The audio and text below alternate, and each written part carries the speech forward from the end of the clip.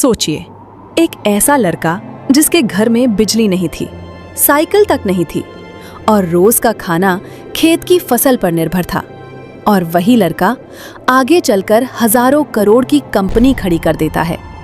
ये कोई फिल्म की कहानी नहीं है, ये बालाजी वेफर्स की असली कहानी है। कहानी शुरू होती है 1970 के शुरुआती सालों में, गुजरात के जामनगर जिले के एक छोटे से गांव से, जिसका नाम था ढूंढो राजी। इस गांव की आबादी थी करीब 1500 से 2000 लोग। यहीं रहता था वीरानी परिवार, एक बेहद गरीब किसान परिवार।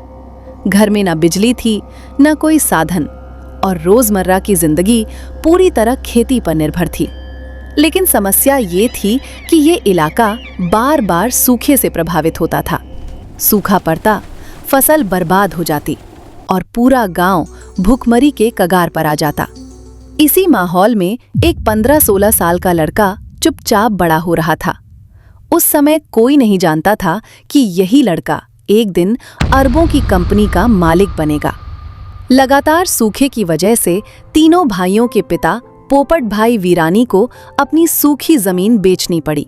जो भी पैसे मिले उन्होंने अपने बेटों को दिए और बस इतना कहा, कहीं और जाकर नई जिंदगी शुरू करो। ये फैसला तीनों भाइयों के लिए बहुत भारी था, लेकिन सबसे ज्यादा इसका असर पड़ा सबसे छोटे बेटे पर। चंदू भाई ने उसी दिन मन ही मन ठान लिया, पिता का भरोसा कभी टूटने नहीं दूंगा। तीनों भाई राजकोट शहर पहुंचे। सपने बड़े थे, लेकिन बिजनेस का अनुभव बिल्कुल नहीं था। पहली कोशिश में खेती के औजार और खाद का व्यापार किया, लेकिन धोखा हुआ। नकली माल पकड़ा दिया गया। 2 साल के अंदर पूरा पैसा डूब गया। दूसरी कोशिश थी दूध की दुकान, लेकिन ये भी पूरी तरह फेल हो गई। अब हालत ये थी कि पैसा खत्म हो चुका था, आत्मविश्वास टूट रहा था और गांव लौटने का कोई रास्ता नहीं बचा था। शहर में जिंदा रहना ही सबसे बड़ी चुनौती बन गया। चंदू भाई ने सिर्फ 10वीं तक पढ़ाई की थी। उन्होंने राजकोट के एक सिनेमा हॉल की कैंटीन में छोटी सी नौकरी पकड़ ली। काम था खाना परोसना, पोस्टर चिपकाना, टिकट चेक करना और जो भी कहा जाए वो करना। तनख्वाह थी सिर्फ 90 रुपए महीना। कई बार किराया नहीं दे पाए तो दोस्तों के घर शिफ्ट होना पड़ा।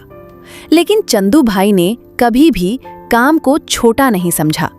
जो भी काम मिला पूरी ईमानदारी से किया। यही ईमानदारी एक दिन उनकी किस्मत बदलने वाली थी। सिनेमा मालिक गोविंद खुट चंदू भाई की मेहनत से बहुत प्रभावित हुए। साल था 1976। अमिताभ बच्चन की फिल्म कभी कभी सिनेमा में चल रही थी और उसी दौरान तीनों भाइयों को पूरी कैंटीन का कॉन्ट्रैक्ट मिल गया। अब उनकी आमदनी 1000 रुपए महीना हो गई। यहीं से कहानी ने धीरे धीरे रफ्तार पकड़ ली। कैंटीन में काम करते हुए एक बात साफ दिखी।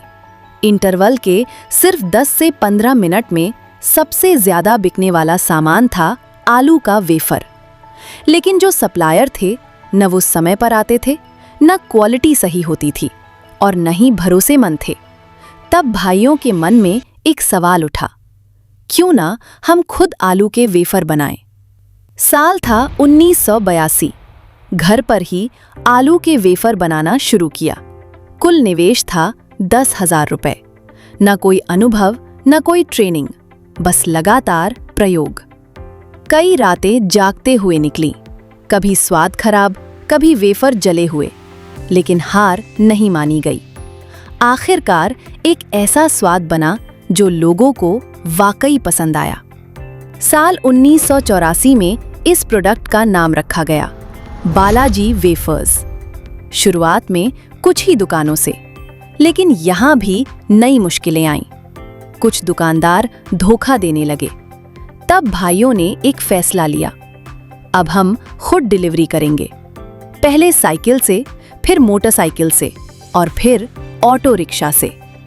धीरे धीरे बालाजी वेफर्स का स्वाद शहर से गांवों तक फैलने लगा। साल था 1989।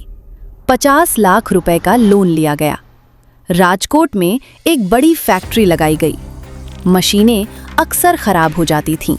कोई इंजीनियर नहीं था, तो चंदू भाई ने खुद सीखना शुरू किया। एक 10वीं पास आदमी धीरे धीरे पार्ट टाइम इंजीनियर बन गया। इसी दौर में कंपनी बनी, बालाजी वेफर्स प्राइवेट लिमिटेड। कई लोगों ने कंपनी खरीदने का ऑफर दिया, लेकिन भाइयों ने मना कर दिया। नमस्ते, thank you all for coming.